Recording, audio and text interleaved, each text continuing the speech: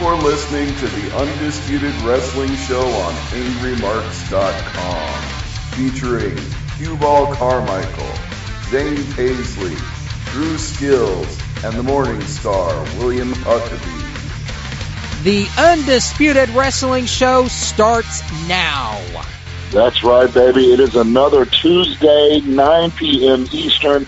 We are doing it big. We are snapping necks and we are cashing checks. This is Drew Skills. I'm happy to be back this week. Another great show lined up for you guys. I apologize. I'm a little banged up, a little bruised. Had a war this weekend with Jack Stane for the NWA World Heavyweight title. Unfortunately, I fell a little short on that one, but I will be back to the top and I will get another shot at that. But that's a talk for another day, because tonight we have a great guest on the line. I want to get right to it. Let me introduce everybody tonight, the Undisputed Wrestling Show, to none other than Sam Houston. Sam, how you doing tonight? I'm doing great, man. How are you guys doing? I'm doing awesome. Unfortunately, let me tell you who we got on here with us tonight. Unfortunately, a couple of our co-hosts weren't able to make it tonight. Q-Ball Carmichael's not on. The bearded wonder Zane Paisley is not on, even though that sounded just like him. That was our producer, Killer Kev, who's going to stand in tonight and help me with some hosting. He's going to be our special guest host tonight. How are you tonight, Killer Kev? I am doing fantastic, and it sounds like I'm doing a lot better than what you did this weekend. Well, that depends on who you ask, I guess. I guess that depends on who you ask. But you came out of the battle. That's the most important thing. Hey, are you still walking? Can you still walk? I am walking, I am talking, I'm back in the gym training and ready to go again. Then you're ready to go, bro. Right on. Well, Mr. Houston, you had a very colorful career. If you don't mind going ahead and breaking it down, what some people may not know is you're second generation. Let us know how that was growing up and what got you interested in this crazy, wacky business of professional wrestling and how it all came together for you. Well, okay, it's general knowledge, anybody that goes out there and looks. My father's name was Grizzly Smith. He was one of the Kentuckians, him and Luke Brown. So I was born into wrestling. I was born in Tampa, Florida, although Texas was our family home. I was born in Tampa, Florida in 1963. I was, just only days old my first wrestling event. Before back then it was a lot different. There were territories. Some of your listeners don't know what territories are. Some of them won't. But the wrestling, it was a circuit. And my dad was a headliner, so we traveled. I actually moved. I lived in 21 different parts of the country before I started school. And then I went to the same school the whole way through first grade, changed schools twice in second grade, and then up to 3 or 4 times. A couple of years in Baton Rouge. My dad was working for NWA Championship Wrestling for Leroy McGurk, and then later for Mid-South. Well, when I was 13, my mom and dad split up, got divorced and everything. So I was on the road with my dad, and I knew when I was in second grade that I wanted to be a wrestler. I knew when I was in second grade, that I was going to be. I just knew it. I was on the road with my dad all the time, so every night my friends weren't Alan down the street or John over here across the road or anything like that. My friends were, Janny Hodge, Mr. Wrestling, Tim Woods. My friends were Jake Murdoch, Killer Carl Cox. My friends were the boys growing up. And then, well, it's hard too. I mean, at 15 years old, I was driving a ring truck. I was working at a gas station and doing school, so. And that's back when, you'd clean the windshields and, check the hood, check the tires, the whole 9 yards. So, and those are things that brought about my work ethic, because I always wanted to, please the customer and please my employer. Well, when I was, 17, I had my tonsils taken out. I got my weight up. I was heavy enough. I was on the wrestling team, the whole 9 yards. I had good background and good credentials. when I was 17, I had my tonsils taken out.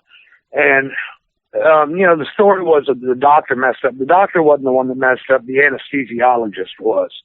When they poked the tube down my throat so I could breathe during the operation, because during the tonsillectomy, they put a tube down your throat so you can breathe, and they stick a balloon down there and they blow it up, and then they take a snare and go in there and snare the tonsils and then scrape the adenoids.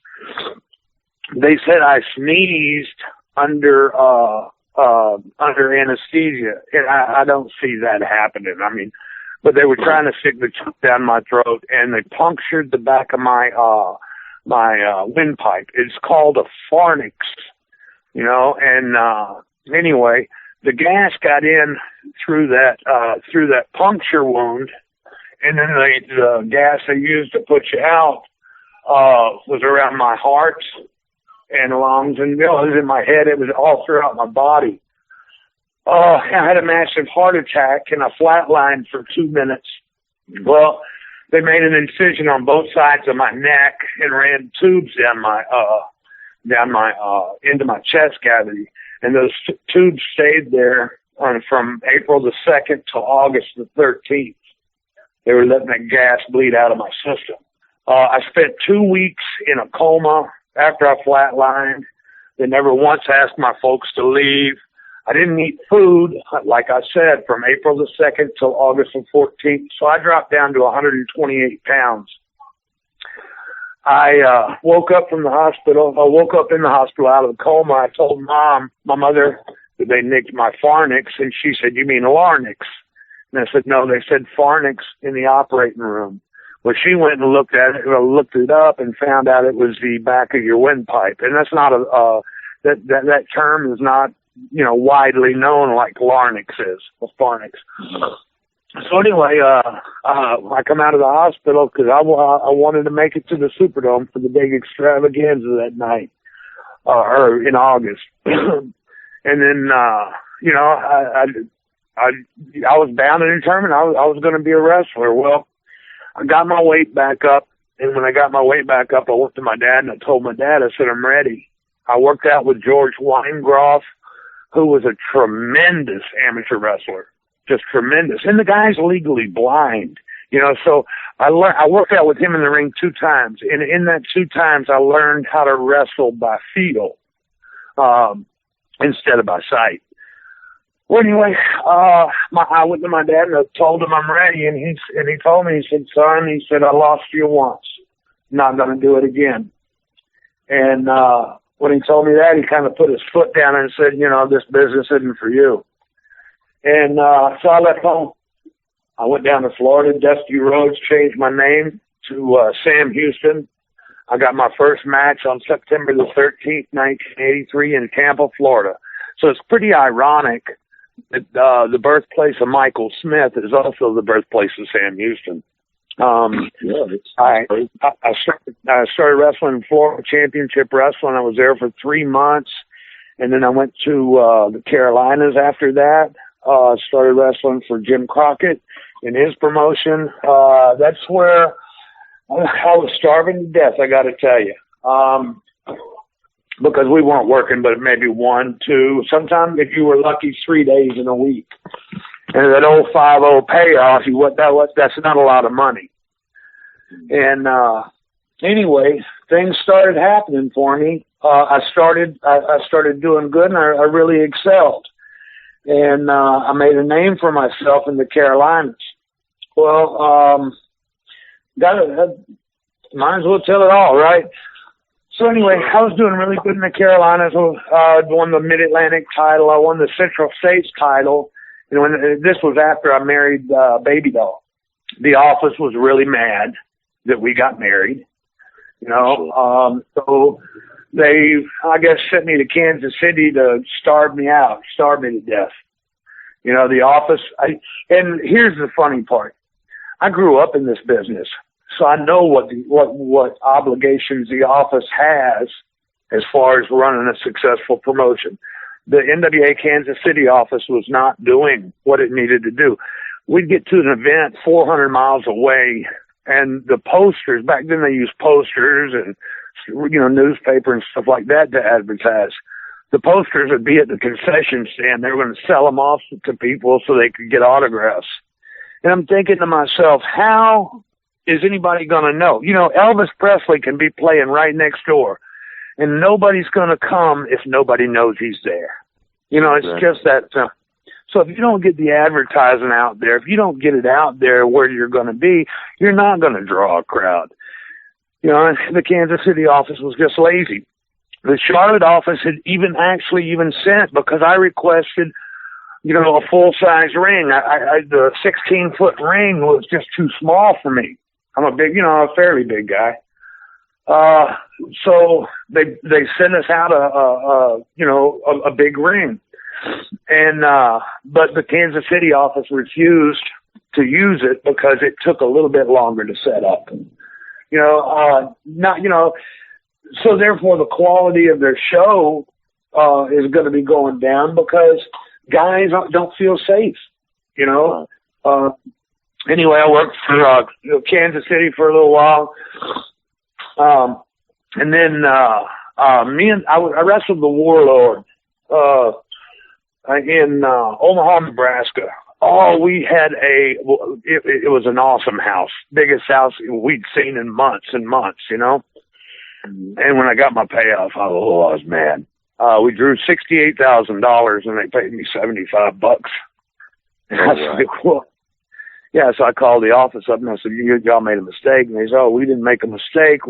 We're losing money on that territory. Well, they bought that territory to lose money. They're just, this business is full of liars.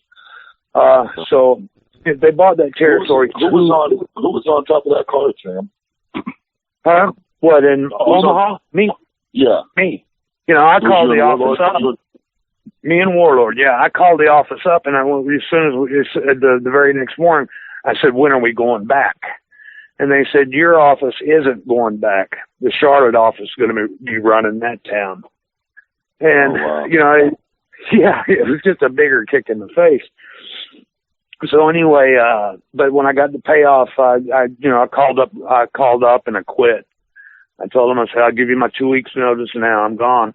And I called up, Bill Watts. My dad and Bill Watts had been trying to get me to come back home to Louisiana, since 84. And I told him I'm not coming home until, because I didn't want any of the other wrestlers to be pointing a finger at me saying he doesn't deserve his position or where he's at. Right. So, I made sure I was a main eventer other places first before I went to work for Bill Watts and my dad. And, excuse me, the third week I was there, it was really great. The third week I was there, we ran Kansas City in the big Coliseum, the big auditorium, and we did, with me against Eddie Gilbert on top, we did $135,000 house. Wow. In a town, the same town that every week we were drawing $3,000 houses, So it was all in because of the building in Kansas City. It was called Municipal Auditorium, or something like that. Anyway, it was right in the hood in Kansas City. You had to walk. There was no parking. You had to walk 2 blocks through the worst part of town. Well, I got girls. I got a family. I had. There'd be no way I would walk my kids or anybody, through all that. So I don't blame the people. I blame the promotion on that because they weren't looking out for the safety of their fans. Well, I worked for Watts for 7 months, and then he sold out to Crockett. Crockett came in. Of course, they didn't fire anybody except for me, so I made the call to Vince and went to work for Vince for a little over 4 years. A lot of politics up there. I have opinions. I'm not trash talking anybody or anything like that, but I'm opinionated. I don't judge, but I do got some good opinions. A lot of people don't like what Vince McMahon has done to the wrestling business. I gotta look at it from both sides of the coin. You know, no longer is wrestling in skating rinks and in National Guard armies that seat 50 or 100 people. You know, it's in the largest coliseums in the world. It's drawing big money. You know, man took something. He took a product, and through marketing and everything else, he has flourished it into what he's got now. No, I don't like the things being everything being predetermined and scripted and stuff like that. I think it takes the sport. I think it takes the spontaneity out of everything. People want to see, when people buy a ticket, they want to see a contest. They don't want to see guys dancing around. You know, if there's no, if everything is, I don't know if y'all have ever, had to memorize something and then you recite it, but that's not the way to do it. You know, if you got something to say it from the heart. If you got something to do it with everything you got inside. Do it with you, do it with your heart. And people talk, like the Replacements. I was watching it the other day. Oh, he's got heart, Well, that's what the people always talk about me. I got heart. Well, yeah, I do, because I put everything I have into it. Nothing in the ring when I get in there is fake. I give it everything I got to give you the best show I possibly can. I leave it all out there. I believe in everything I'm doing. And that's the difference between fake or whatever words you want to say. But I believe it. Every time I get suplexed, I'm hitting that ground, brother. It hurts. I'm getting suplexed. You know what I'm talking about, Drew. You've been there. Oh, for sure. Let me ask you this, Sam. Growing up in the business and being around it your whole life, you always hear different perspectives, and I want to get yours. A lot of times Vince McMahon is labeled for killing the territories, but when you really look at it and you get to talking to people, and you find out that it's not so much that he killed them, but the promoters just didn't fight back. They just kind of rolled over and then took their money and ran off. Yeah, the one promoter, and I'll tell you, and Bill Watts, weekly was beating WWE or WWF, whatever you want to call it. They were beating them weekly in the ratings. They were pulling, when WWF was pulling a 1.2 or a 1.5 for their Saturday show or whatever show. Mid-South Wrestling, or UWF as it became, they were pulling 7s in the Nielsen ratings. That's pretty good. Wow. Yeah. And Bill Watts had the fighting chance, and he was whipping the WWF in his area and in a lot of places that we were going to. But Bill, when Crockett made him the offer, Jim Crockett saw that Watts was doing well, and he wanted that product. And then he bought the product, and when he bought the product, he left it. He left the territory. All he did was take the talent, to Atlanta. They weren't interested in that office that much, And then Crockett, he kept it going for a little while. And Ted Turner Ted Turner once told us on the plane the three TV shows that he would not take off the air while he owned TBS. The first show was Gunsmoke. The second one was the Andy Griffith Show, and the third one was wrestling. He said they bring his best ratings. Crockett sold out to Ted Turner. Ted Turner did well for a little bit until they couldn't get anybody that knew what they were doing to run the company.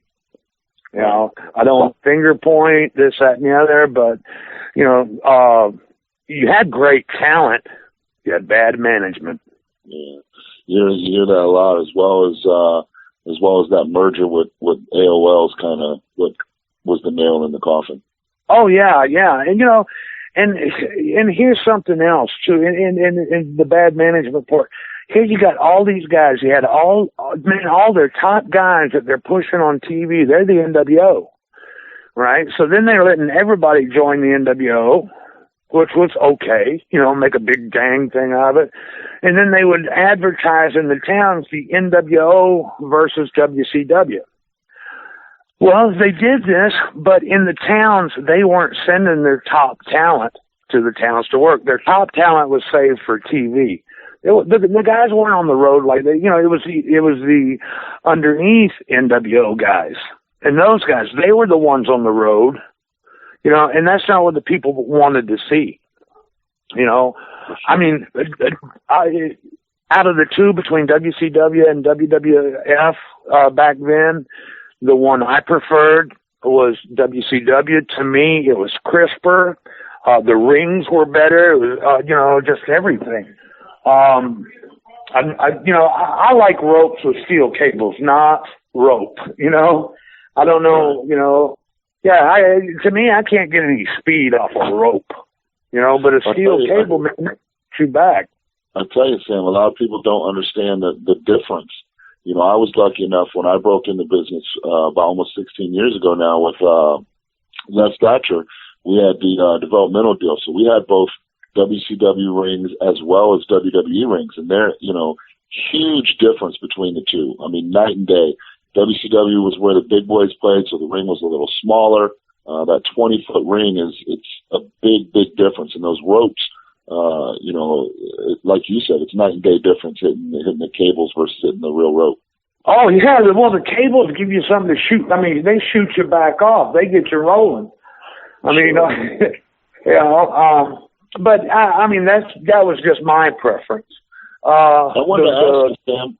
I wanted to ask you, talked about Grizzly telling you he didn't want you in the business, and so you kind of took off and did your own thing. How long did it take to mend that fence after you broke in and rise to make your own name that you guys brought it back together? Well, what happened was I was in Florida for 3 months. Well, I went home for Christmas.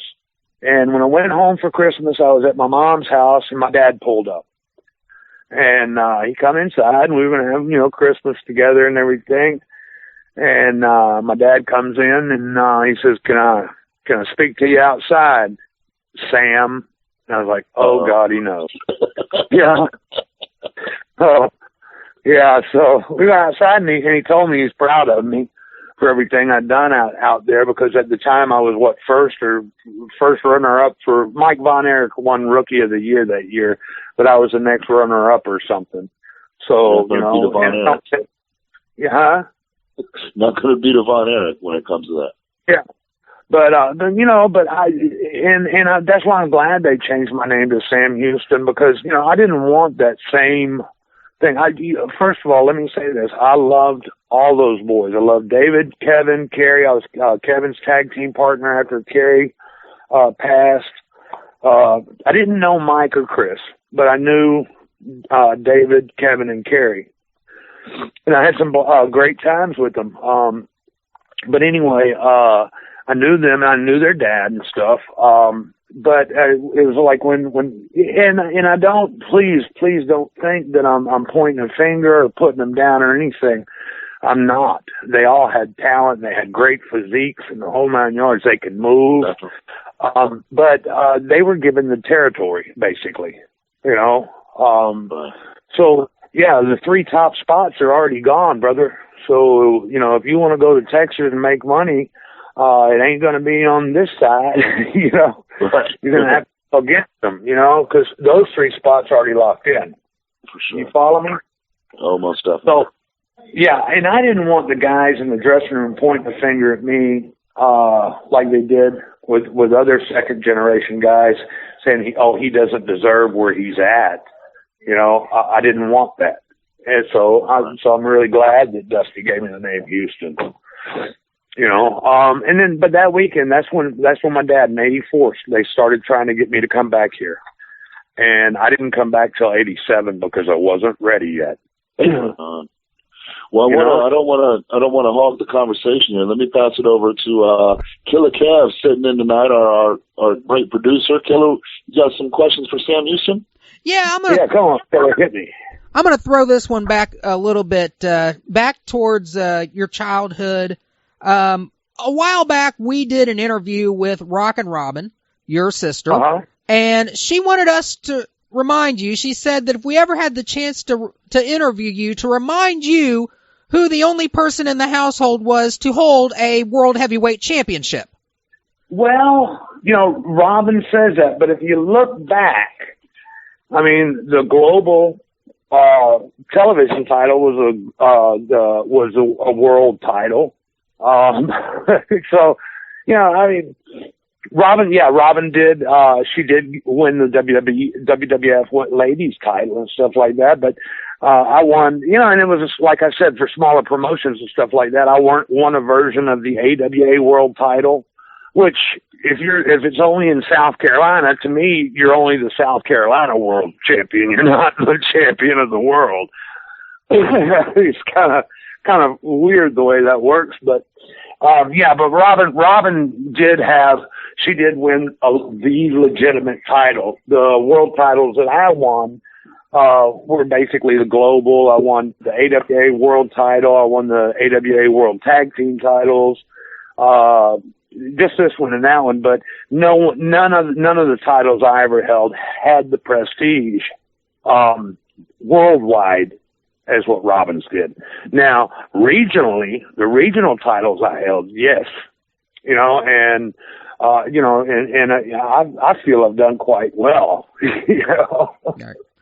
Well, reason I brought that up, I wanted to use that to lead off was, what was the relationship like between you and Robin and your brother Jake the Snake Roberts, of course? What was that dynamic like in your household growing up? Was there a lot of rivalry like that? No.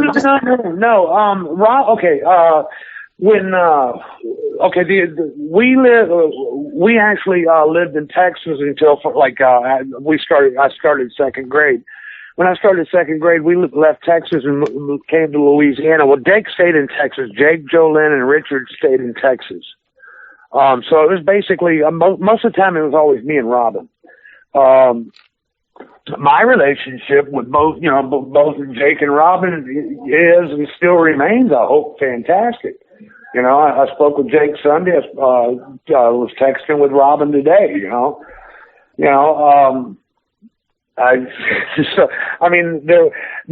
Robin and I would get out there and play a mean game of tetherball. I mean, we both love playing tetherball, but I had a little bit more height on her, so I could whoop her. But Robin, my sister is really, I mean, she's a competitor like you wouldn't believe. And I guess that's enough said. I mean, she's just got a fire in her heart. It just takes a little while to get it out of her sometimes. Well, another question I had leading up, a lot of people who were just watching wrestling and not wise to the inside of the business may not have realized that when you and Jake were both working in WWF, you were both in the initial Royal Rumble, and you ended up coming in and saving Jake from a lot of eliminations several times. So, I try the funniest one, I guess, was when Rick Martel, and this was in San Francisco, the Cow Palace. Rick Martel was wrestling Jake. He had dumped, I guess, that perfume or whatever and messed Jake's eyes up, messed his vision up. So they were in a Jim Bowie death match, and a Jim Bowie death match is when both guys have a hood on with no eye, they can't see, and you're just kind of feeling around trying to find the other guy. Well, let's see, I can't remember how it happened. Oh, Jake was wrestling Martel. Martel pulled his hood off and started putting the boots to Jake. Well, that's my brother, man. I'm standing back in the back. I got my street clothes on and everything else. Well, back then the rule was if you're going to hit the ring, man, rip that shirt off so the police know it's you. you know. So the first I come out of that Western shirt, lost a good $45 Western shirt that night. I ripped out that Western shirt and took off running to the ring. Well, I slid in the ring, and when I slid in, Martel got out, and he started walking back to the dressing room. Well, Jake's on the ground behind me, on the mat behind me, and I turned around and I did the stupidest thing in the world. I didn't say anything to him. You know, he's got the hood on the whole 9 yards. So he was starting to get up, and I reached down and grabbed his arm to help him up, and when I did, he hooked me and DDT'd me right there. Martel come back in the ring and put the boots to him. I was like, damn, that was the third time I ever took the DDT. You know, from him. Well, is there any reason why you and Jake never did anything together, either once both of your careers were done in WWF? Well, I mean, we wanted to until, after I got out of prison not too long ago, I'd gone through Atlanta, and we talked, and we were going to start taking bookings and start working together. We had toyed with the idea before, and we were supposed to actually wrestle in North Texas.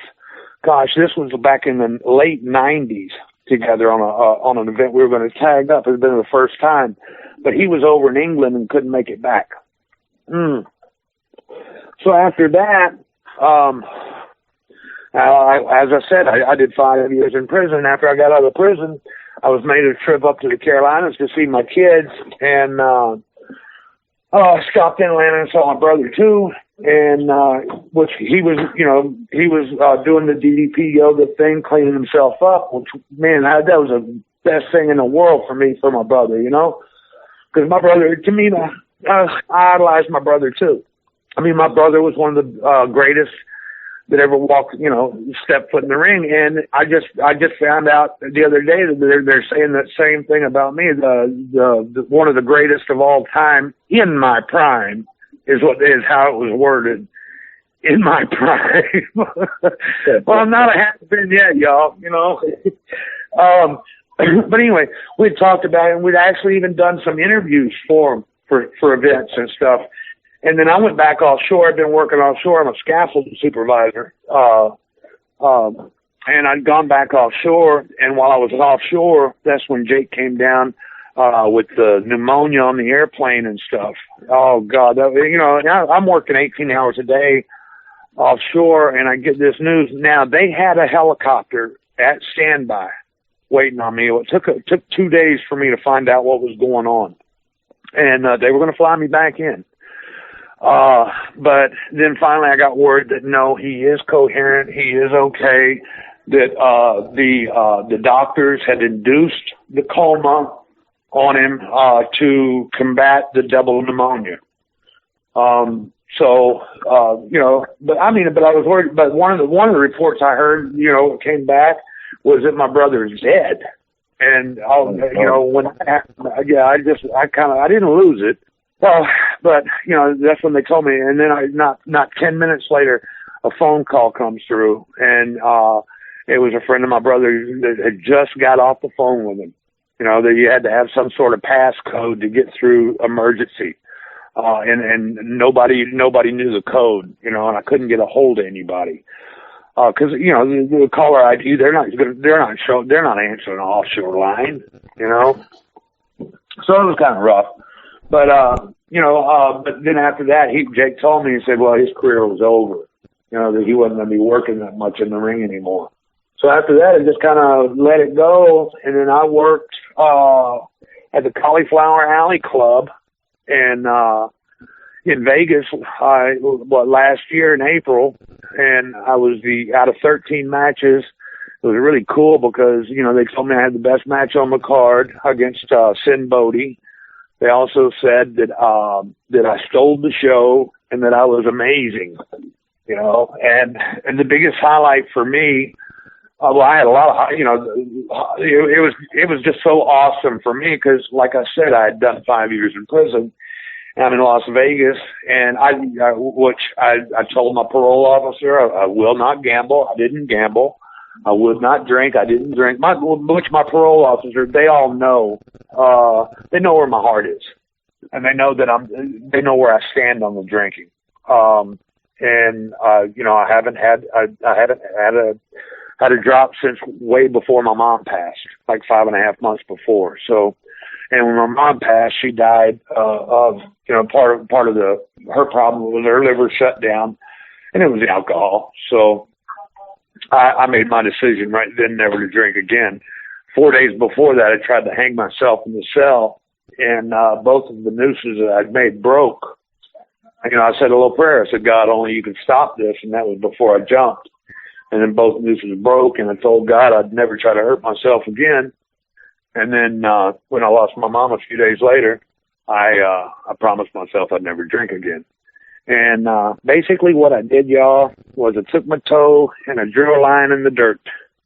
I took a step over that line, and I said to myself, I'm not going to be pushed back again. I never want to be that drunk again.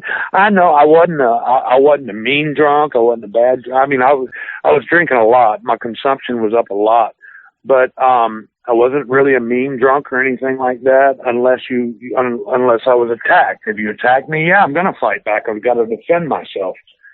But I wasn't a mean drunk, and but my drinking had gotten out of control, way out of control since '91.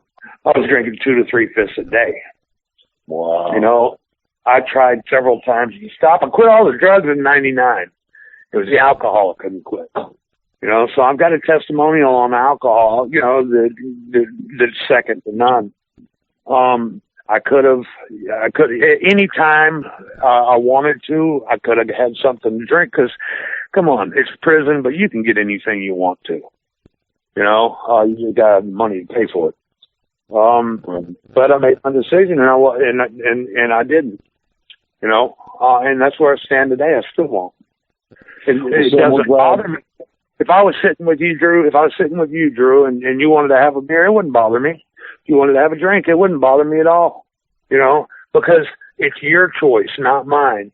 Now I finally, after all these years, I realize that drinking is my choice, and I choose not to now. All right. Well, we're glad that those nooses broke, and we're glad you're still around. You're doing some really good things with substance abuse, going around and doing some speaking and stuff. Isn't that right? Yes, sir. Right now I'm concentrating on churches and substance abuse centers, because I've got something I want to say to folks, and you know, I'm not trying, and I'll tell you when I'm talking to you. You know, I'm not trying to be your preacher. I'm not trying to be your shepherd. I'm not trying to be your minister. I'm not trying to do anything like that. I'm not trying to judge you. I'm not trying to stand there and point my finger in your face. All I'm inviting anybody to do is look at me.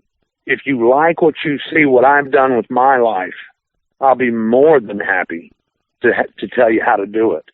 I'd like to show you instead of just telling you. You know, I want you to see results. I want you to see what it's done for me, what my decisions have done for me. If you like that and you want that for yourself, man, come on, jump on board. I'm not trying to push you, and I'm not trying to shove anything down your throat. You know, I just want to be real with people. For sure. And that's great that you're doing that and spreading that around. You and your brother, man, I'm glad that you guys both are on that path and doing great things. What else you got going on? I know you're spending time in the ring again, and just won your championship out there, and still tearing it up in the ring. How's that going? Going good, man. I just won the Arklatex title there in Longview, Texas, last month, or actually it was the end of November. I just won that. I wrestled at WrestleCade for Toys for Tots in end of November. I've got some more dates coming up. I'll be wrestling in Athens, Texas coming up, and then they're talking about, I went to the WWE event last night in New Orleans, and you know, that what a shot in the arm that was. You know, it really helps your self-esteem when you walk in the dressing room and all the guys know who you are and you get that respect. I mean, I'm sitting there like, I'm thinking who am I?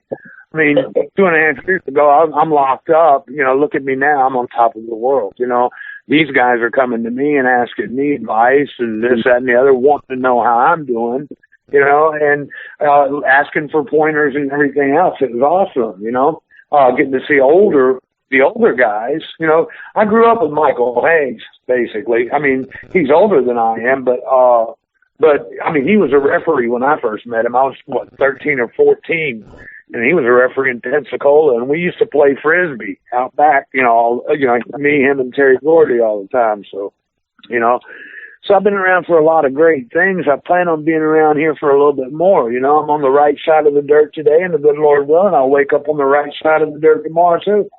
For sure. You mentioned Michael there. What's your thoughts with the big show, WrestleMania, going to Texas, and him going in the Hall of Fame this year? You think it's going to happen? Oh, I don't know. I mean, I was kind of put off when I had to buy tickets to, see my own brother get inducted into the Hall of Fame. Well, I had to purchase. My tickets were $170 a piece to go. Oh, wow. Brother Yeah. I mean, that's kind of that's to me was a kind of a slap in the face, but I figure, hey, it's my brother. He's getting inducted. I'm going to be there. At least I'm going to see it. Right. Yeah. Yeah, for sure. And then going back to the other thing, the speaking at churches, and just briefly, I just did last month. I just got back from Los Angeles, a couple weeks ago. I did 22 years ago. I did Lee Benton's Victory Road. It's a television show, a series, and I did it with movie star Connie Stevens. Well, her show just got picked up by the Christian Broadcast Network. I think she's going to be on 3 of the 4 Christian Broadcast Networks. And her first show that she's coming back with is me, and it's only me. And I get to tell you a little bit of my testimonial. I got to speak at her church that night, which was really awesome. I've got to speak in the churches in the Carolinas and stuff. So, I mean, all these things are coming together, and they're going well for me. The wrestling's going well too, and I'm getting ready to go back offshore again and start building scaffolds again. The money's good. Now the money's good. When I first started with the company that I was with, because of work release, they were if you're in work release, you're not going to make full pay. So don't think you are. So they're hiring you like money less just so they can give you a job, and then they get that tax break. Well, they were paying me $7 an hour less than what I should have been making. $7 an hour, that's a lot. They were paying me 17 when I should have been making 24. I'm a scaffold supervisor. I have to go out on crews by myself. I don't have any help unless one of the construction guys or something like that wants to hand me materials. They can't be on the scaffold with me while I'm building it, so I have to build it by myself. And I have to go out there on a 2-inch bar and build something safe for everybody else to get out there on. And I do it quite well. I got to add that.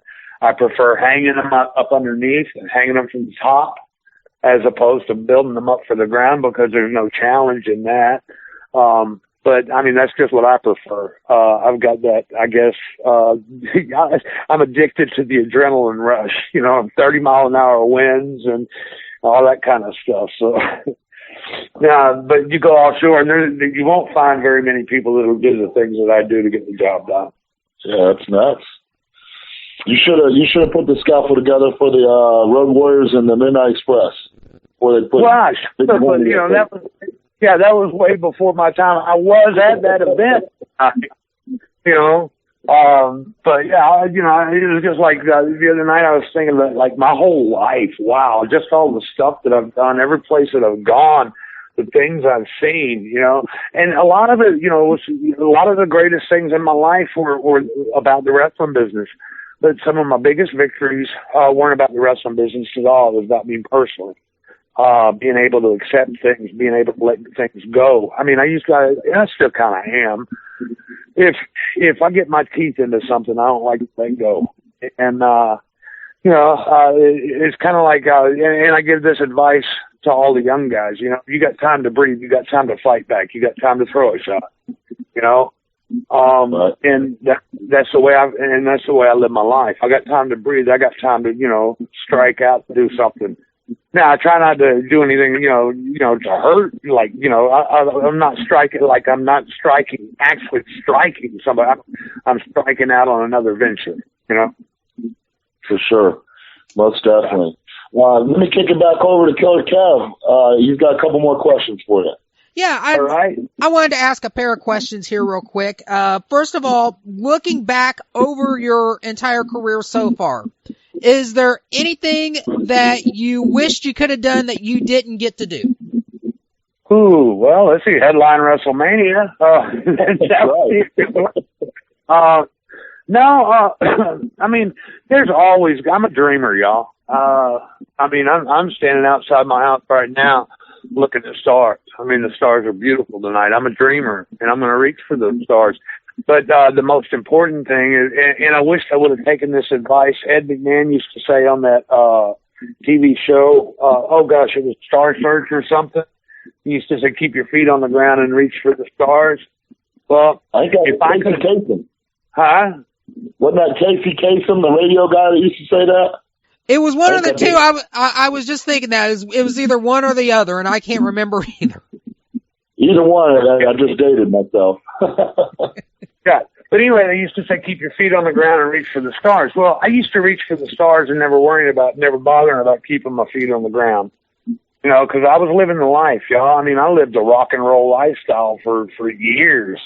In the words of Dusty Rhodes, we fly across the sky on the edge of a lightning bolt, baby. But matter of fact, I got to see both Dustin and Cody last night, so it was really cool. And we talked for a few minutes, and I was able to offer my condolences because Dusty was very special to me. He gave me a start. But I got to talk to both of them for quite a while last night, and it was awesome. Matter of fact, to one up, I mean, give you a heads up. When Dustin was I think 16 or 17 in my apartment, I started showing him how to lock up and do things, in my apartment, in my living room in Charlotte. I'm just glad that he's made it to where he's at today. Right on. Well, looking on the opposite side of that, towards the future, your daughter is involved in wrestling now, right? Right, Samantha Starr. How do you feel about that? What are your hopes and your aspirations for her? Who, my daughter? Yes. I want her to reach and acquire whatever she desires. This business is an awful lot of hard work, and I'm not gonna say it's not. It's an awful lot of hard work, and it's going to depend on her what she's willing to put into it. I've worked out with her in the ring twice. She's a natural like me. She's got a good head on her shoulders. I want to do more with her. I want to get her in the ring some more, because I think for the things the tasks that she's going to have coming up before her pretty soon, I think they're going to be taxing on her, and I want to know that my kid can handle herself. Now I know she can handle herself, but I mean, I want her to if a 280-pound guy comes after her, I want her to put him down too, and I want to show her how to do it. Right on. And I have made her make other guys cry before. I show her something, get it, tighten up, Right. And so they start crying. You got to show me that. Nope, that's for her to know, not you. Thank you for being the tackle dummy. Here's a soda. Where's she working at now, Sam? All over the East Coast.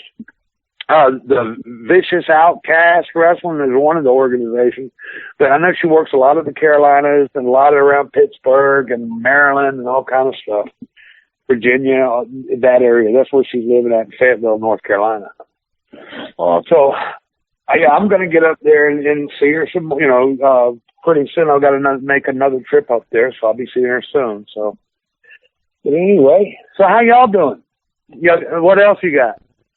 Well, hey, I wanted to ask you, where can our listeners, this is the Undisputed Wrestling Show on Angry Marks Podcast. Where do our listeners, where can they follow you, your career? Or do you have social media, Sam? Well, okay, I'm on Facebook, but I'm like at 5,000 friends. I'm at my limit just about on friends, but I've got 2 other web pages. And I got to be honest with y'all guys. I mean, I don't know too much about the computer. I got some great people that are willing to help me, and probably by the later end of this week we'll be looking, or starting working together. They've got the other 2 fan pages started. One of them is Sam Houston Fan Nation, and the other one is just a Sam Houston fan page. But if you go to Facebook and look under Michael Sam Houston, then you'll find me. But it was kind of, see, I was in work release and I was working offshore, and I played by the rules, y'all. Another fella that I worked with offshore, said I had no computer skills at all. And I knew I needed to learn this. Well, the only time I used the computer at all was doing my time tickets at night and, typing in what I did for that day, what I built or, anything. So, they hooked me up on Facebook, and they hooked it up under Michael Houston because I was with the Department of Corrections. So they knew my name was Michael Smith, but they also knew my name was Sam Houston. So they're looking for those 2 names, and they started me a page up under Michael Houston first, and then we after I was released, that's when they put it Michael Sam Houston, and added the Sam in there. But I, in no way, shape, or form, they would ask me. People started finding me, and asking if it was really me, and it was, I'd tell the guy, "Yep, it's me," and. But in no way, shape, or form did I ever. But now I was allowed by law to monitor and have somebody take care of my site for me because I am somewhat. And I'm not really. I don't look at myself as a celebrity. Other people do. That's kind of like I don't look at myself as a legend. A lot of other people do. So I mean, that's where I'm at on that. So, but I didn't break any rules or anything like that. So I feel very good about what I've done. But I've got, like I said, I've got 5,000 friends. I wish I could just go ahead and accept everybody, but you can't. I don't know why. But there are 2 other fan pages that they can follow me on. And then coming up pretty soon, I'm going to try to get my own, website or whatever. Mm-hmm. Sure. That way people, just instead of having to be my friend, then anybody will be able to reach me. They set up somebody, a buddy of mine, when I was in work release. Actually, he was the lieutenant at the work release. Whenever I got out of jail, he kind of helped me out a little bit, but I haven't seen him in a while. We just met last week, touched base. I just found him again last week. And he had started a Twitter account. Well, I don't know how to tweet yet, or twit, or however you do. I don't know how to do any of that stuff. But I'm learning, So, but I want to get the Twitter accounts up and running and all that stuff. Because I am doing some pretty interesting things. I'm remodeling houses. They say idle hands are the devil's, workshop. Well, I don't know how true that is. I think once I've made up my mind and made my decision, I'm not going to be pushed back across that line. But I do try to keep myself busy. Well, Sam, I want to thank you for coming on tonight. It was great getting to hear your story. And hearing it from you was awesome, and I appreciate you coming on and telling everybody, and you're doing some great things still with the substance abuse, and you're helping people, and I'm glad you got yourself on track, and not only did you do that, but you're doing it for others too, and that's so commendable, and it just speaks to you and what you're willing to do, and we greatly appreciate that, and thank you for your time tonight. Oh, yeah, no, not a problem. I enjoyed it, guys. Now, let me go ahead and hit 2 other things. I'm working on the book on my life story. And I'm also going to be working on another book. It's about substance abuse. Man, I just real quickly, I went through 10 different 28-day rehabs. 28-day rehabs don't work. 28 days. The reason why they're 28-day rehab is because it takes 28 days to create a habit.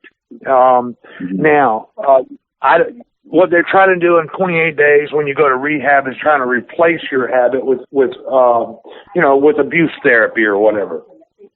Well, it can't be done.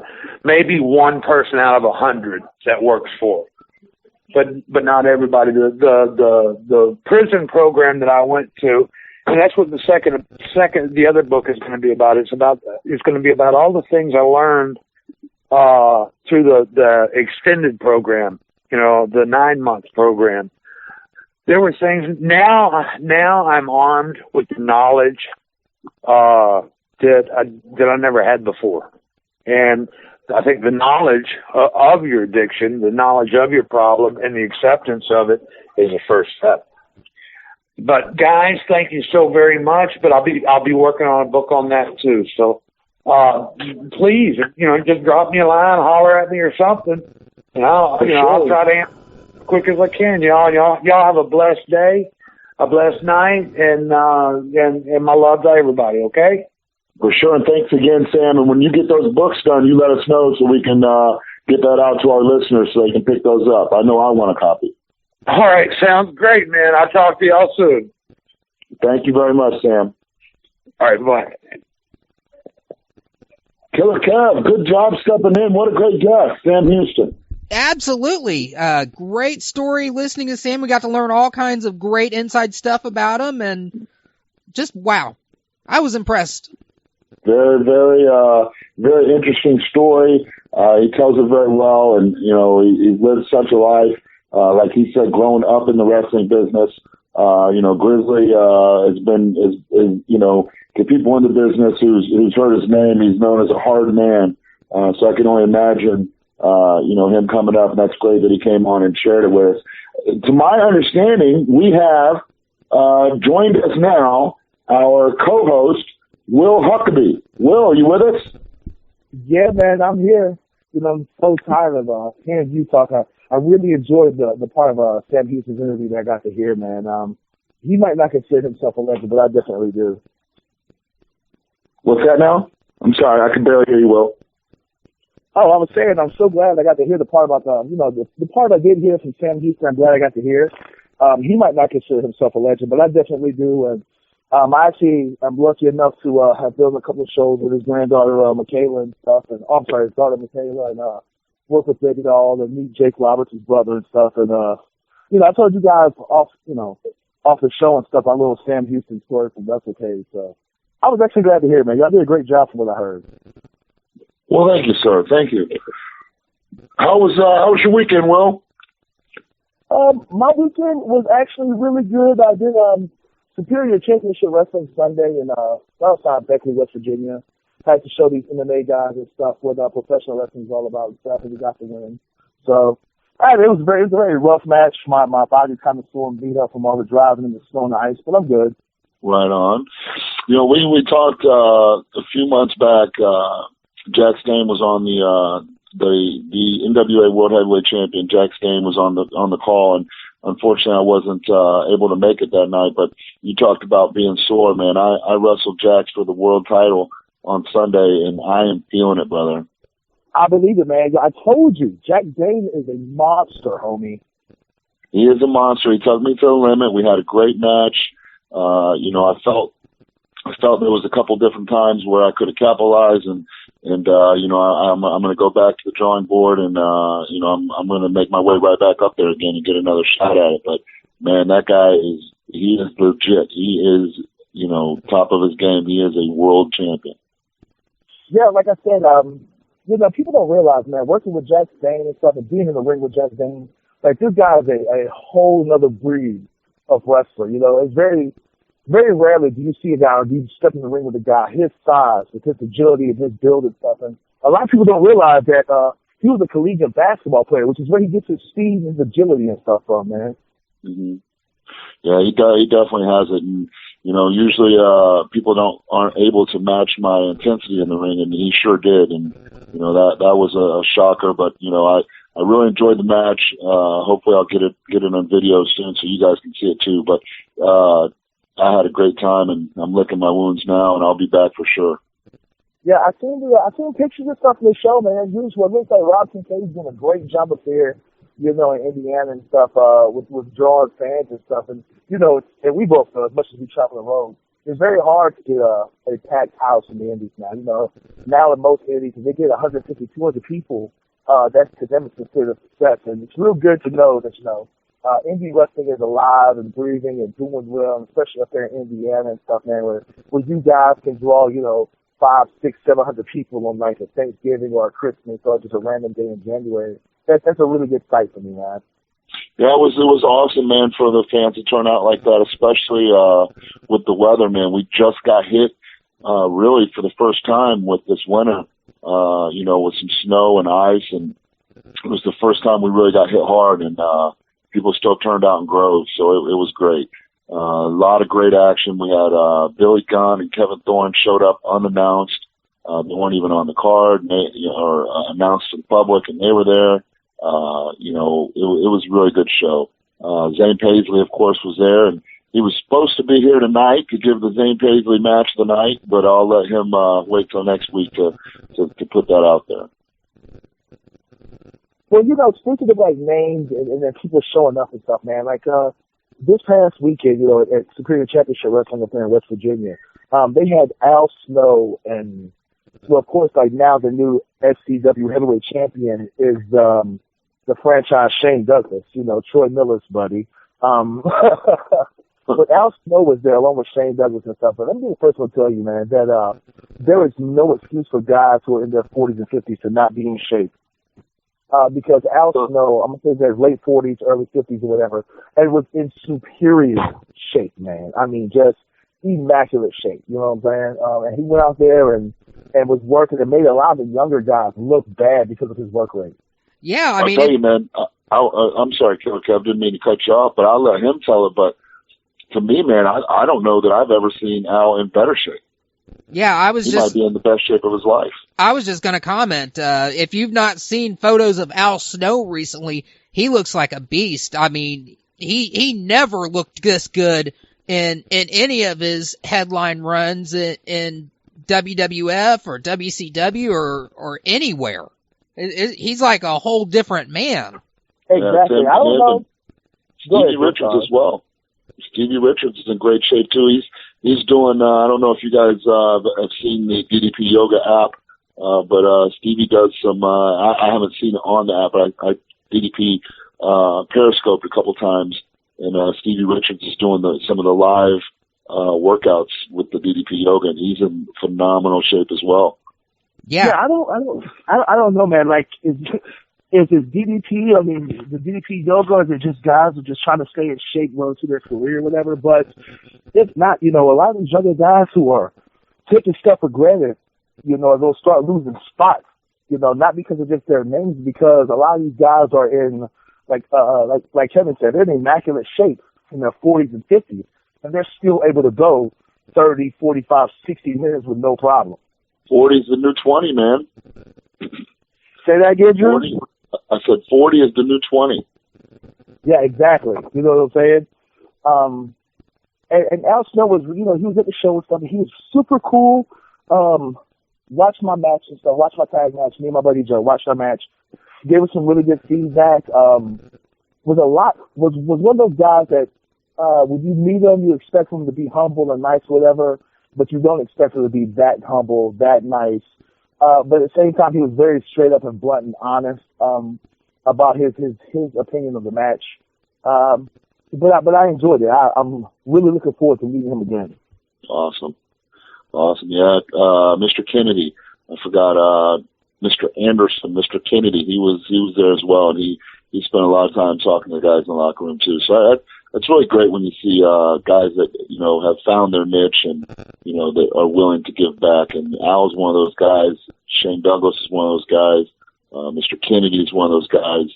So when you can find those guys for you young guys in the locker room, when those vets are around, man, pick their pick their brain. You know the bad thing about that is, Drew? You know what's bad? What's that? Is that, you had Shane Douglas and you had, Al Snow, both in the locker room. And there were still guys who were just walking around them like it was no big deal. You know what I'm saying? Weren't, talking to him saying, hey, Mr. Snow, can you watch my match? Hey, Shane, can you watch my match? Give me some critique. I just got countless guys who, like T-Ball would say, just didn't get it. Just walking past them, they would do the obligatory, shake their hand, hey, how you doing, introduce themselves. But after that, they acted like they didn't exist. And I'm pretty sure, he's not going to say anything, but Al Snow probably looked at me like I was kind of creepy because I, legitimately moved seats just so I could get within listening distance of him and Shane and the rest of the guys putting together the main event, just so I could hear these guys talk and put together a match. And listening, and Drew, you've worked with guys of that caliber way more than I have, but listening to guys of that caliber put together a match and listening why they're putting together the match, and then it's the things that they don't say that that they get, was amazing. It was the difference between playing middle school basketball and guarding Michael Jordan. Right.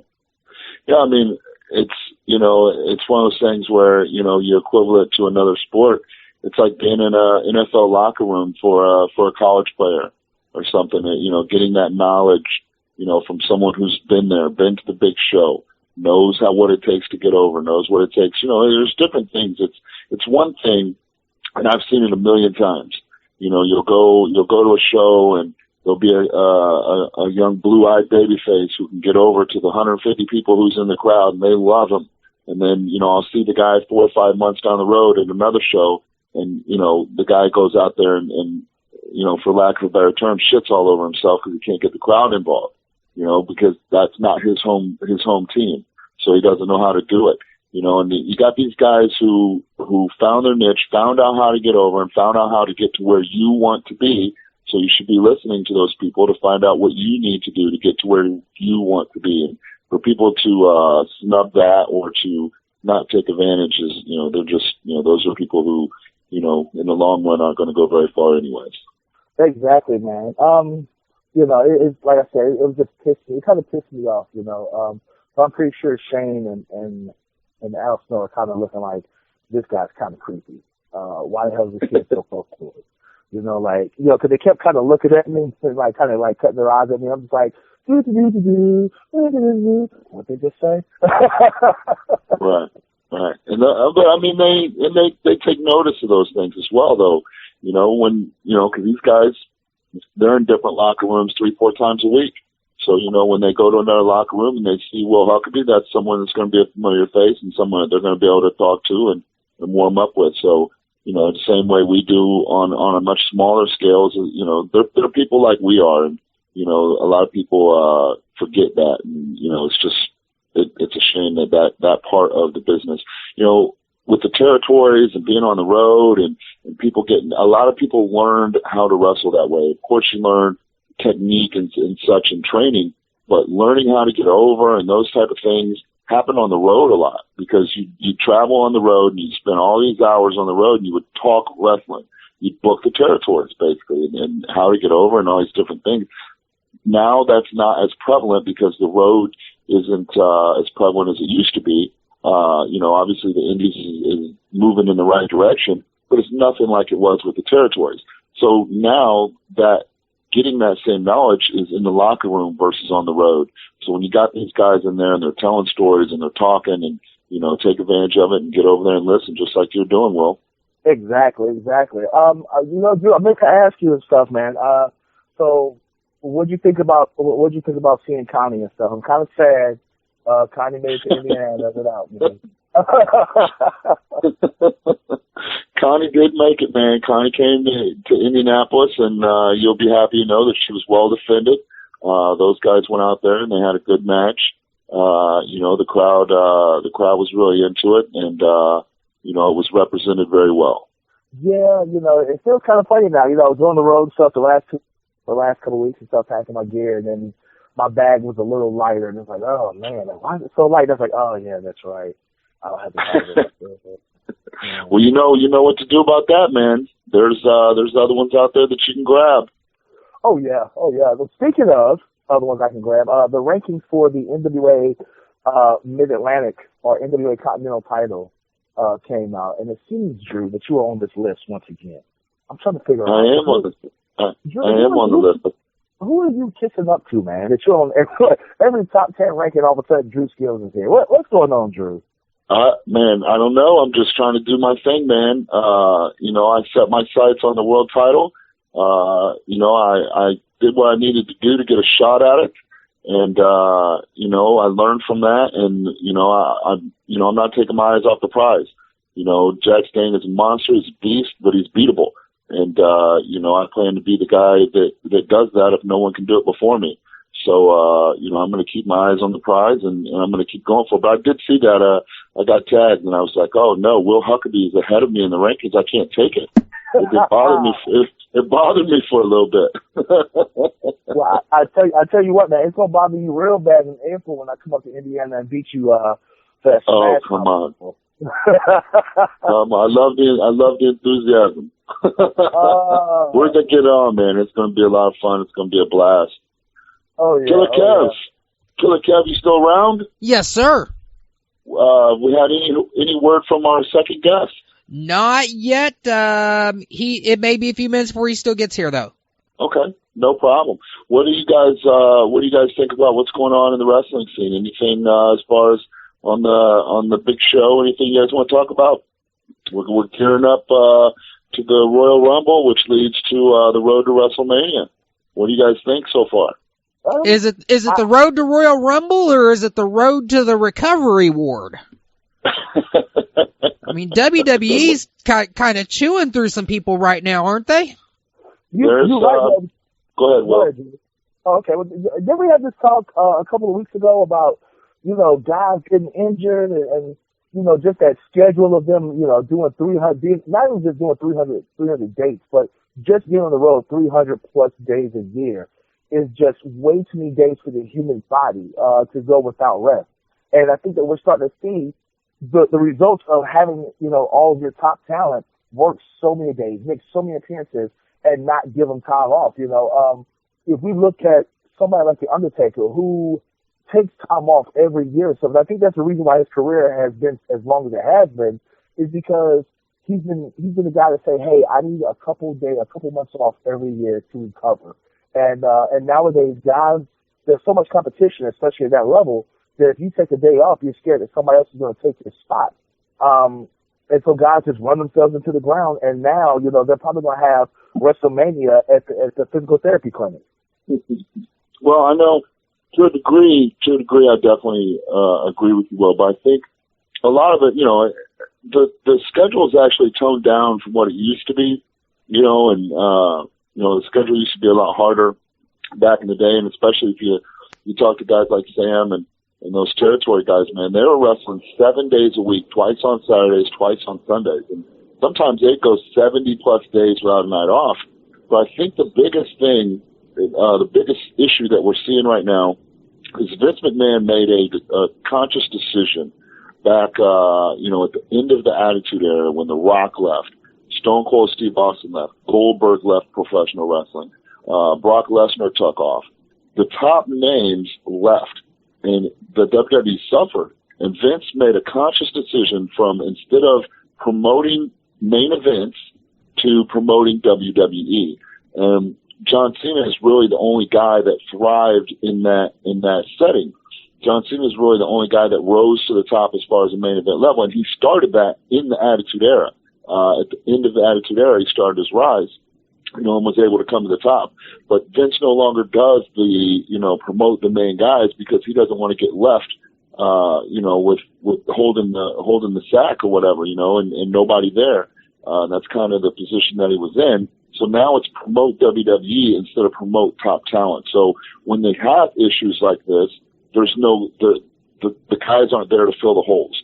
Versus when you had stars, when a couple guys went down, there were still stars there. So it wasn't as noticeable as it is now because they're not building the stars that they were doing. Now NXT is doing that because they're a professional wrestling company versus Vince's sports entertainment. I think when he made that conscious decision to change from promoting people to promoting his brand and making this, no one's going to be bigger than my brand anymore type of thing. I think it really changed the landscape and what we see today. Well, I think I somewhat agree with you about guys in territory days working more often, but they weren't having the kind of physical matches that we are having now. Like, let's look at Drew. I wrestle about 200 shows. I have about 200 matches on average a year, and I've been doing that for about the last 3, maybe 4 years. Wrestling every Friday, Saturday, Sunday, or every Saturday and Sunday or whatever. Sometimes a Thursday or a Monday show. And by Tuesday, the day after that run of 3 days in a row, my body is beat up. And I need, Monday, Tuesday, Wednesday, Thursday to recover for the next weekend. And you wrestle just as much actually you wrestle more than I do, Drew. You've been doing it a lot longer than I have. So I'm pretty sure that you could sympathize with a lot of these guys who are in WWE, sure, who are nonstop on the road and stuff. Now don't get me wrong, I think that you wrestle a lot smarter than a lot of those guys do. After watching a lot of your matches and stuff and doing my homework for April, I realized that you're very smart and you do what I like to call no wasted motions. You don't waste any movement when you step inside that ring. And that's why you've been able to have the success that you've had in professional wrestling. But a lot of these guys, they're not doing that, especially WWE, TNA. They're just doing moves for the sake of doing moves, with all these dives and flips and these high-risk bumps and stuff really take a toll on the body and stuff. As far as you saying that Vince doesn't create stars, I think that he does create stars, but he only creates them so much. That way he doesn't have an issue like he had the Attitude Era where if somebody jumps ship to TNA, they're not going to take some of his fan base. People are still going to focus on WWE. So we won't see somebody who transcends the business like The Rock or Stone Cold or even Hulk Hogan or whatever, at least for another 10 years. Even John Cena, who his movies don't do nowhere near as good as The Rock or Stone Cold because he wasn't able to transcend the business like they were. Right. All right, gentlemen. I'm sorry, go ahead, Kev. I believe we do have our next guest on the line. Awesome. We have from AIWF, Matt Classic. Are you on, Matt? Yeah, how y'all doing today? Doing great. We got Will Huckabee on the line, and our great producer, Killer Kev, has stepped up to be a host on the show tonight. We had some guys, Q-Ball Carmichael, unfortunately, not able to come on tonight. Zane Paisley, unfortunately, not able to come on tonight. And I'm unfortunately going to have to take a powder here and dip out, but I wanted to say hi and thank you for coming on the show, and I'm going to leave you in some great hands with Will Huckabee and Killer Kev. All right, sounds great, brother. All right, you guys have a great time, and I'll talk to all of you later. All right, gentlemen. All right, talk to you later, Drew. Once again, ladies and gentlemen, you are listening to the Undisputed Wrestling Show on the Angry Marks podcast, where you can check us out every Tuesday night from 9 to 11. And to give our next guest the formal introduction that he deserves, ladies and gentlemen, let me give to you the talent coordinator, the guy when it comes to the AIWF, somebody who scans Facebook and the internet more than myself, somebody straight from the front office of the AIWF, Mr. Matt Classic. Matt, how are you doing tonight? Pretty good. Well, I know we've known each other a while ourselves. Oh, yeah, we definitely know you. Matt, I think you've known me almost as long as I've been in the business, right? Pretty close. It's been about 8 years, probably. Yeah, I'm actually, my 9-year anniversary is in 3 weeks, so I'm actually pretty excited about that. Before we get to the hard-hitting questions, why don't you go ahead and give our fans some background about, how long you've been a professional wrestling fan, how long you've been involved in the business, and what actually made you want to get involved in the business. Well, I mean, I've been a fan since I was little. My father, he got me into wrestling, and I've always enjoyed it. I mean, I went through phases, I'd say, like anybody else. I mean, you like a certain kind.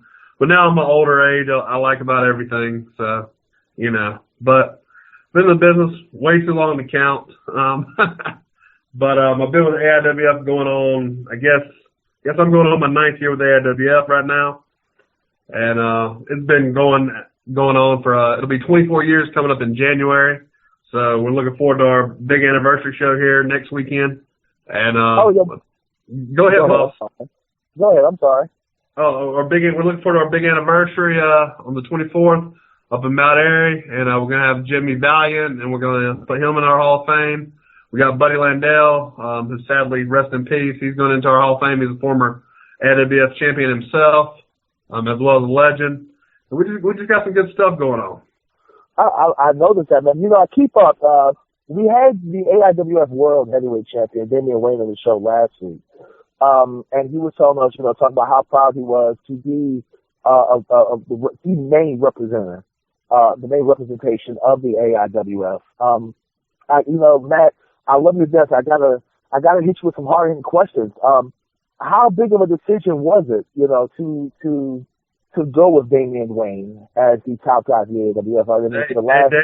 Damian Wayne's a tough son of a bitch. You want it in the ring.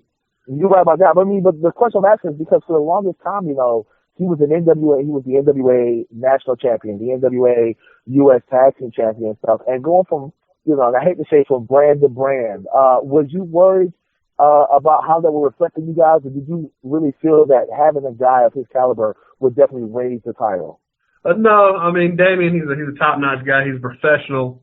I mean, Damian's probably been in the business 15 years himself, at least, I would say. Damian, he did some great stuff, and he's doing some great stuff. It's coming off the big tour of Puerto Rico right now. I mean, Damian, he's the real deal. He's done great with the belt. I think I counted up. He defended the belt last year in about 10 states. So, I mean, that's pretty good. Oh, yeah. I mean, don't get me wrong. The AIWF is full of great talent. You have, in my opinion, some of the best wrestlers right now in the AIWF. A really good friend of mine, Fred Yehi, correct me if I'm wrong, is the AIWF North American champion. He was. He vacated that belt. He wants to kill Damian Wayne. That's what I heard last from Michigan.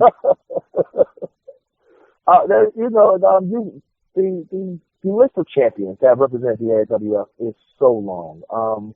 Lewis Moore, Chief Alacala, don't remind me of that.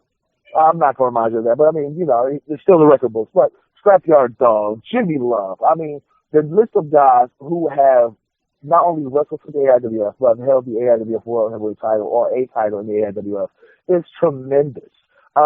What is the mission statement? What is the goal for you guys heading into the future?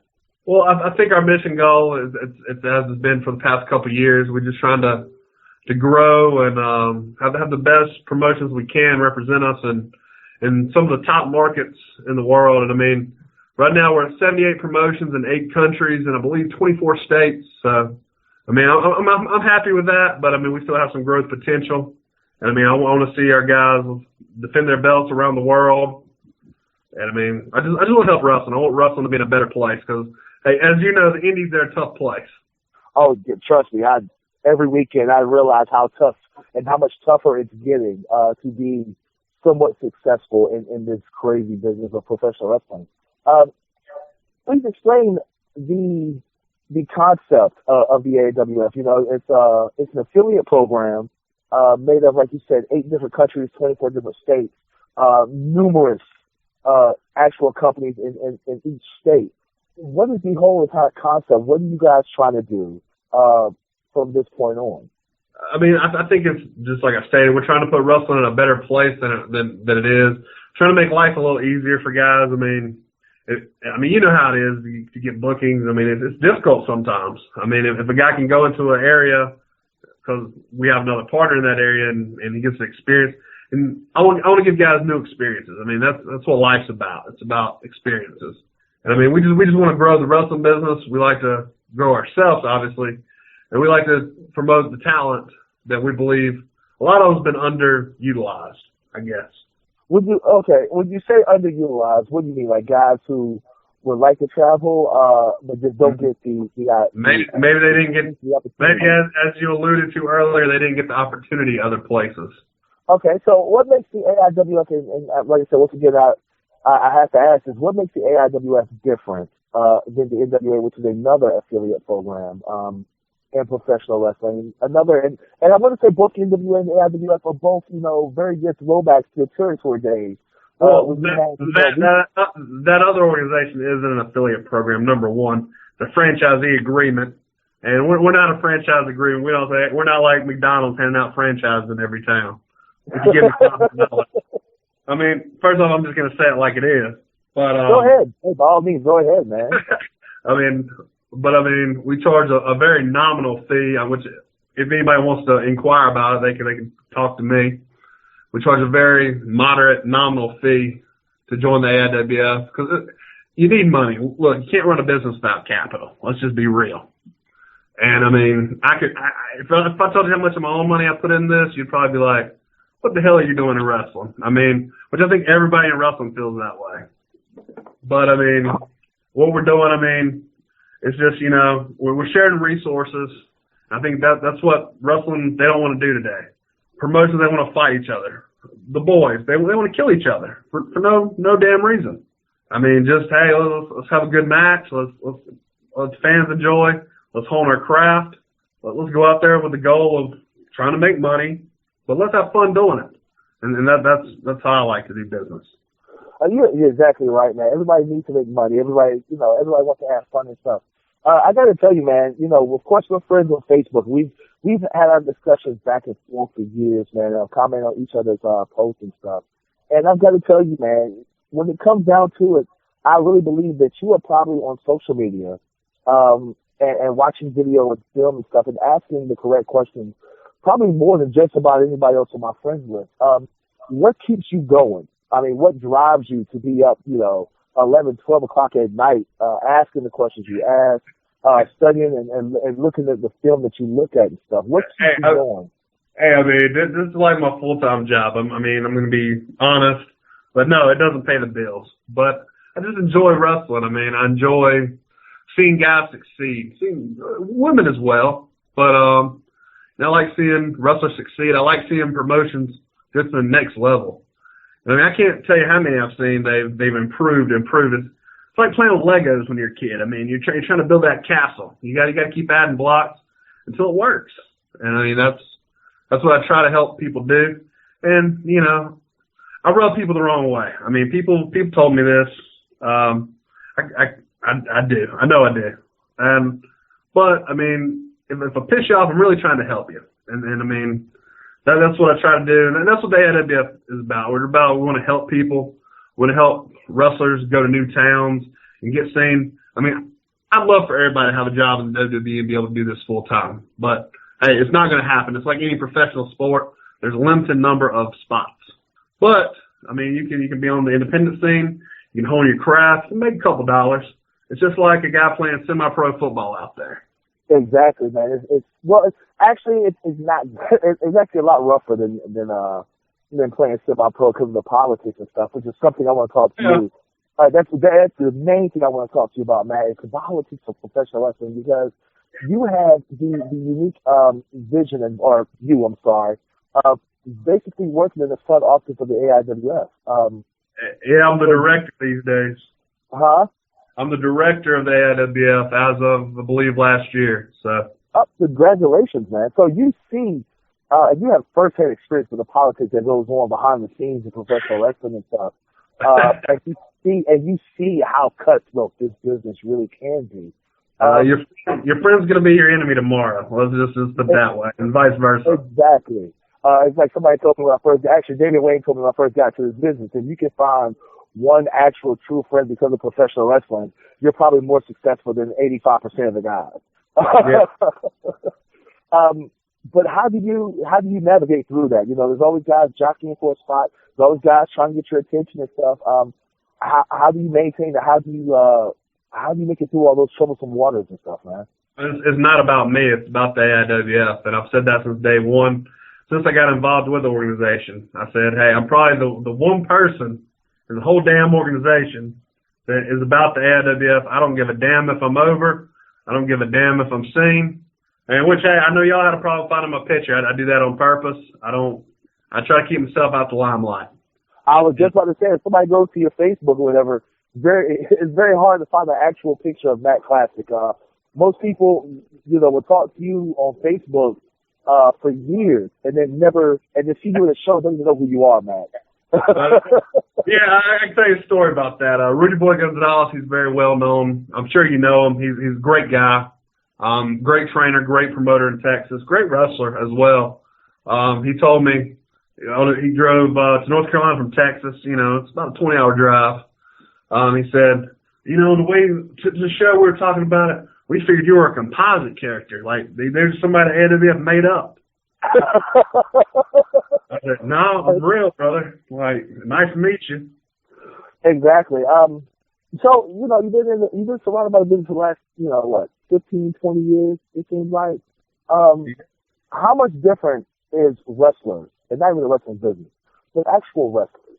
How much different is the quality of wrestling now than when it was when you first got involved with the AWF? It's a big difference, I would say. I mean, no offense to the guys then. I mean, totally different style. I mean, it was more hardcore based, which there's room for that in today's wrestling world. Don't get me wrong. But I mean, I think guys, it's kind of like MMA. When MMA first started, it's like, let's put the sumo guy versus the karate guy. I mean, the wrestling was like that for many, many years. But now that you got mixed martial artists, they're well-rounded competitors. You have to be able to do it all. I mean, I think wrestling the same way. You got to be able to talk. You got to be able to walk. You got to be able to, do a little hardcore. You got to be bloody. You got to be able to, have a good technical match. You just need to know it all. So, I mean, in your opinion right now, like, who's the up-and-coming wrestlers that you haven't had a chance to work with that you really want to bring in right now? Who do I want to bring in? I mean, I don't know, because, I mean, it's just so hard. I mean, wrestlers, you pay the price, you can get about anybody you want. So, I mean, You're right about that. But, I mean, they're like mercenaries. I mean, the price is right, they'll come on down. But nothing's wrong with that. I mean, you got to look out for yourself, number one. But, I mean, I don't know. I want to see some more legends involved with the AIWF. I will say that. And, I mean, I hope they are. And, I mean, I always like to see the new talent. I like to see, the guy just starting out. It's like the first time you had sex, you enjoyed it, and you're like, it's different, it's wild, and you're like, well, once you get to my age, you're like, it's just another thing. But, like, those just wide-eyed young boys, young girls, that's what makes my day, honestly. Like, I like seeing the young kids succeed. It's so funny, man, that, I've worked with several AIWF companies, not only in North Carolina, but in West Virginia and Georgia and Tennessee and stuff. And so many of my friends, the guys I consider friends and stuff, have found success with the AIWF. Not just Damian Wayne, who I looked at as a mentor and stuff, who really helped guide me, especially early on in my career. Fred Yeha was somebody I can't wait to step into the ring with. But guys like James Anthony, guys like Scrappy Ardell, I mean, these guys have really found their niche in the AIWF. And a lot of that is because of you. A lot of that, I would like to say, because I talk to these guys, especially James Anthony, Victor Andrews, guys like that, and I'm like, hey, how's everything going? And the first thing they always mention is you. You kind of helped them out with their careers, giving them advice and stuff. My question is, when guys come to you, like James Anthony, Victor Andrews, Fred, how these guys are coming to you, asking you questions, asking you for advice and stuff, how hard is it to come up with an answer? So to where, you want to remain impartial, but at the same time, you don't want to steer them in the wrong direction. I mean, I think you have to be honest. You can't lie to them. And that's how I feel in wrestling. Like, I don't lie to people. I don't have time for that shit. You just got to be as honest as possible. You got to assess the situation, and you be like, you give them your opinion. But at the end of the day, it's your decision. That's what I tell everybody. At the end of the day, it's your decision. But, I mean, a lot of guys, they've been successful. Like, I mean, I've seen guys, they were stuck on the local show. They weren't going anywhere. I said, hey, I mean, you gotta bust your ass. You gotta be seen. You know this, because I've seen you do the same exact damn thing. You were stuck on the coast, and I mean, you enjoyed it, and you have a lot of friends on the coast, but you gotta go have those experiences, have those life experiences. It's like the high school kid going to college. I mean, you gotta go have that experience. You can have the next chapter of your life, your career. That's right. So the AIWF is stationed in the home base is Mount Airy, which is like, right there. An hour away from Charlotte, which was used to be the foothold of the NWA and stuff. But you guys have been there since day one. Rick Diesel and stuff basically started the AIWF right there. Yeah, Rick Diesel started in '92. And in that Mount Airy Armory, they've been in forever. And I mean, Rick Diesel, he's a great guy. He's an interesting character.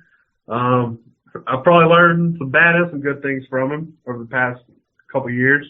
But, I mean, he's made it work for 24 years. Yeah, no, I was going to say, is there any, because a lot of times, especially when the company starts growing, you start having talks. Can you repeat that? I didn't catch that, brother. I would say, can you hear me? Yeah, I can hear you now. Okay. I would say that a lot of times, when a company's growing, and a company's getting bigger and more successful and stuff, you always hear, you start hearing rumors about them moving or relocating to a bigger city, to a bigger venue. But the AIWF has, like I said, has always been in my area. It started in my area. Has always ran that army, which I've wrestled in several times. Why no talk of moving? Why do you guys insist on staying right there in my area, working in that armory and stuff? What's the reason for that? It's just historic. It's where it started, and that's where it's going to be. I mean, that's why I think it's always stayed there. But I mean, like I said, we built such a good team of promoters and other individuals and talent. I mean, there's probably 10, 20 AIWF shows a night on the weekend.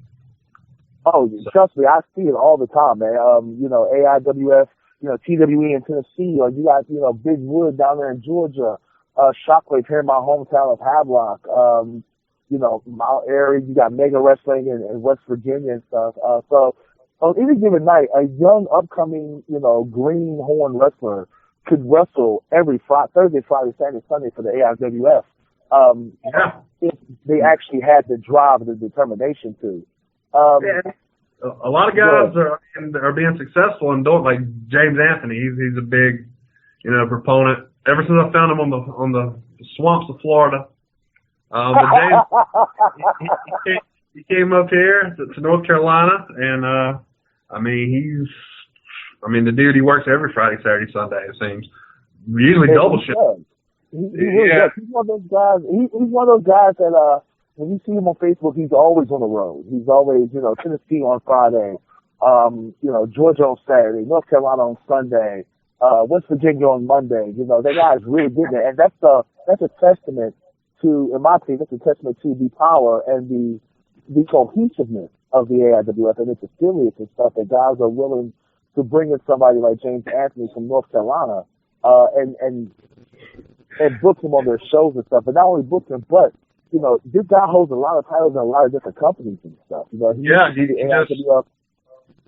just went to Puerto Rico. He just went to Puerto Rico and was on TV down there. Some kind of talk show. I didn't understand what the announcer was saying. I don't speak Spanish that well, but he was on TV down in Puerto Rico. He held, I think, 4 junior heavyweight titles across the Southeast right now. And I mean, he's doing real well. And I mean, if you look at our top 10, I mean, we got guys from around the world in it. We got Mr. Power Lee from Africa. We got Desmond Schmidt from Germany. We got Johnny Rose. He's the English champion. They do probably 100 events a year in the United Kingdom. And I mean, it's just growing. And I mean, I'm very grateful. And like I said, I just want to see that next generation succeed, because I mean, we don't last forever, so I mean, we got to leave our knowledge on this earth somehow. Exactly. Another thing that I love about the AIWF is the tournaments that you guys put together. You got things like the Scenic Invitational, the Crazy 8. You guys hold tournaments every year, and it's not like these rinky-dink tournaments that some promotions put on.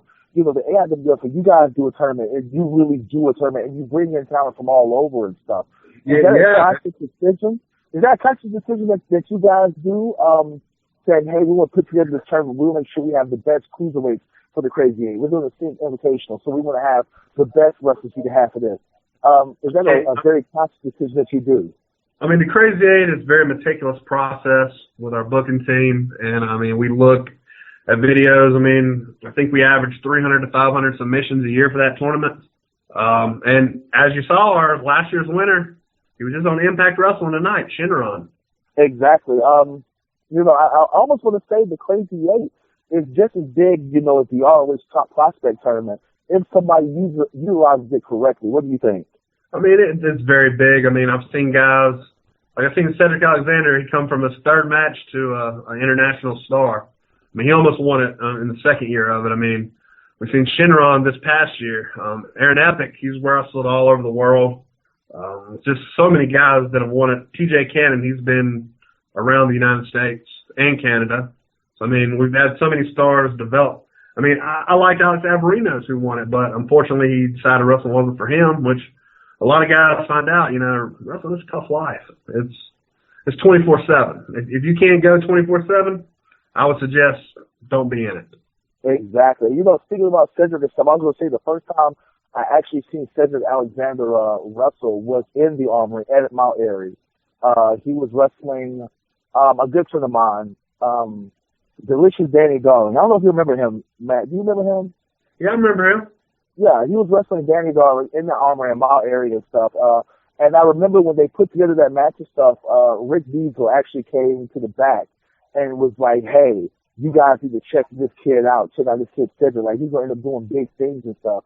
And it just went on from there. Like you said, the second, third year, I want to say he won the Crazy 8. And now, you know, he's an international superstar wrestling for all age and wrestling overseas and everything. Yeah, I mean, that started right there. I seen Cedric his third match against George South, the old People's Building in Eden. You ever been there? Oh, yeah. Yeah. It's an interesting place. Yeah, I mean, and my wife, she'll tell you, she's like, I'm like, you can just tell. Like, after a while, you can just look at people and you can tell. But that's not always the case because, I mean, Ethan Case, I enjoy his work. I love him.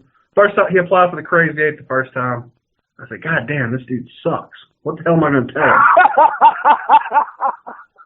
And I've told him this story, so there's no shock. I mean, I told him this story. But after I booked him, I think 2 years later, I said, this is the same dude? Really? Like, but I mean, he worked Stephen Walters as Dash Wilder in the NXT, and a bunch of other good talent up in the Western North Carolina.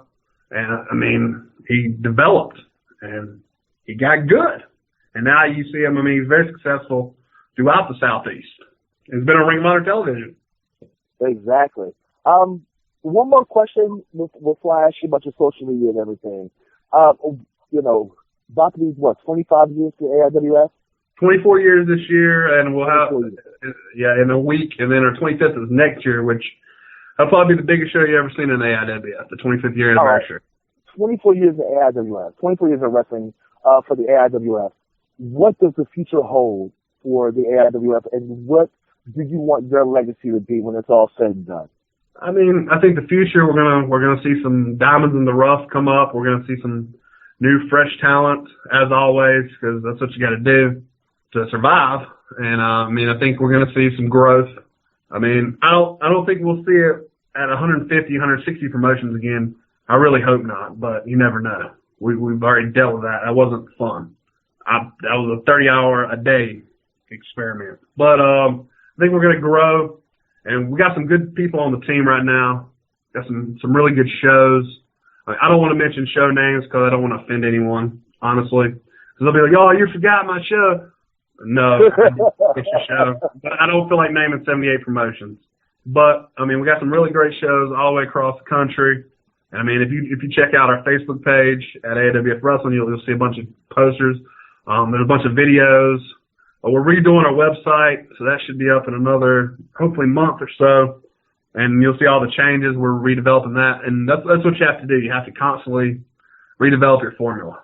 I mean, wrestling is not like a sandwich. It's not putting cheese, mayonnaise, boom, slap it together. It's, what's working today.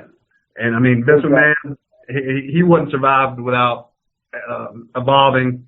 And I think that's what it's going to take for the independent scene to continue to evolve, and it has. And it's a pretty great scene. But I mean, it's been around as long as professional wrestling's been around, so I don't see it going anywhere.